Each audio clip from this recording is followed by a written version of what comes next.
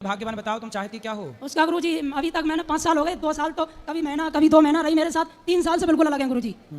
बच्चे हैं? गुरुजी एक बच्चा हुआ था और उसको कुछ दिक्कत थी, 7 महीने की डिलीवरी हुई थी गुरुजी। तो मैं देखने गया, मैं गुड़गांव रहता हूँ गुरुजी, काम करता हूँ गुड़गांव। वहाँ से मैं गया गुड़गांव तो मुझे देखने भी नहीं दिया, जब एक्सपायर हो गया। कहाँ था बच्चा? आपकी पत्नी कहाँ रहती है? मायका कहाँ है? ये मैनपुरी गुरुजी। मैनपुरी। और आप कहाँ से हो? मैं भी मैनपुरी से ही हूँ गुरुजी, 1 किलोमीटर का फैसला है गुरुजी, लेकिन मैं काम गुड़गांव करता हूँ। क्या करते हो? गुड़गांव डिलीवरी का काम करता हूँ गुरुजी। तो बच्चे को आप देख नहीं पाए? नहीं गुरुजी, और मैं उस सबको बुला दिया गुरुजी। उसने मेरे साथ अभद्रता करवाई, गाली गलौज करवाई, बच्चे को नहीं देखने दिया, मुझे धोखे से बुला के मेरे से एक वो बाइक थी जो दी थी वो भी ले ली, अंगूठी भी उतार ली। मैं इन सब चीज़ों को गुरुजी बुला के फिर भी कई बार बुलाने गया हूँ गुरुजी।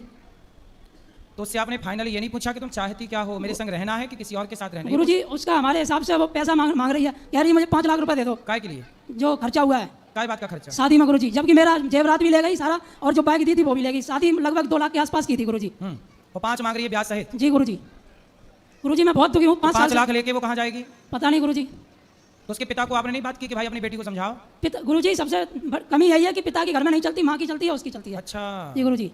मतलब आपकी सास की चलती है? जी जी। तो सास से आप मिलो ना एक बार। गुरुजी वो हमारी सुनती नहीं है। मैंने कभी कभार घर में छोटी मोटी बात हुई है, मैंने उनको फ़ोन करके बताया है सास को जी, तो उन्होंने मेरी बात नहीं मानी, अपनी लड़की की सारी बात मानी। मैंने कुछ भी नहीं कहा गुरुजी। मैं 5 साल से बहुत दुखी हूँ, मेरा मार्गदर्शन करें। और आपकी सास, देखो वो माँ जो आपकी सास है वो पता नहीं क्यों अपनी बेटी का घर बर्बाद करने में लगी है। और गुरुजी कल भी मेरी कोर्ट में बात हुई मीडिएशन में, तो मीडिएशन लेडीज़ थी, उन्होंने उससे पहले बात की, तो उन्होंने बाद में मुझे बुलाया, तो थोड़ा बहुत इशारा यही था कि आप उसका हिसाब किताब कर दो। कौन? जज बोली? जी जी। तो मतलब वो तैयार नहीं है आपके साथ रहने को? नहीं गुरुजी। तो कारण तो जान लो कि क्यों नहीं हो तैयार भाई, कारण तो बताओ। कारण वो साहब क्लियर बता नहीं गुरुजी। अभी पिछली महीने में गया था बुलाने 2 बार, एक बार मुझे वापस लौटा दिया कि हमारे घर पे अभी कोई है नहीं, उसके भाइयों ने बोल दिया। मैं तीसरे दिन गया गुरुजी। कितने भाई हैं लड़की आपकी पत्नी के? 3 भाई हैं, 3 बहनें हैं।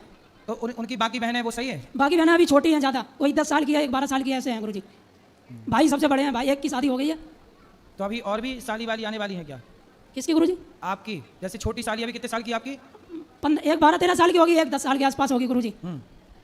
चलो भगवान करें सद्बुद्धि आए। गुरुजी यहाँ से आप उसके लिए कुछ कह दीजिए, शायद उसका दिमाग बदल जाए। क्या नाम है आपकी पत्नी का? पूजा नाम है गुरुजी। पूजा।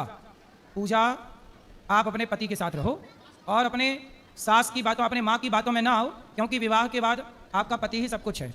क्योंकि माँ जब तक जिंदा है तो चलो माँ संभालेगी, माँ के मरने के बाद तुम्हारे भाई, तुम्हारी भौजाई तुम्हें घर पर रहने देगी? डंडा मार के भगाएगी? गुरुजी मेरे घर पे कोई नहीं, मैं अकेला हूँ अपनी माँ का, वो माँ के साथ भी नहीं रहना चाहती गुरुजी, हमें बहुत दर्द होता है गुरुजी। अच्छा, आपकी पत्नी, आज की लड़कियों का यही तो झंझट है, कुछ लड़कियों का, अगर वो अपने सास के साथ तो रहना नहीं चाहती, लेकिन अपने पति को छोड़ छोड़ के मायके में अपनी माँ के साथ रहना चाहती। गुरुजी अब बताओ इस केस में लड़का गलत है कि लड़की की माँ गलत है? फिर इसलिए तो कहते हैं कि लड़की का घर बिगाड़ने वाली उसकी माँ ही होती है, ऐसा मैंने सुना। ये बात सही है कि गलत है? सब सही कह रहे हैं।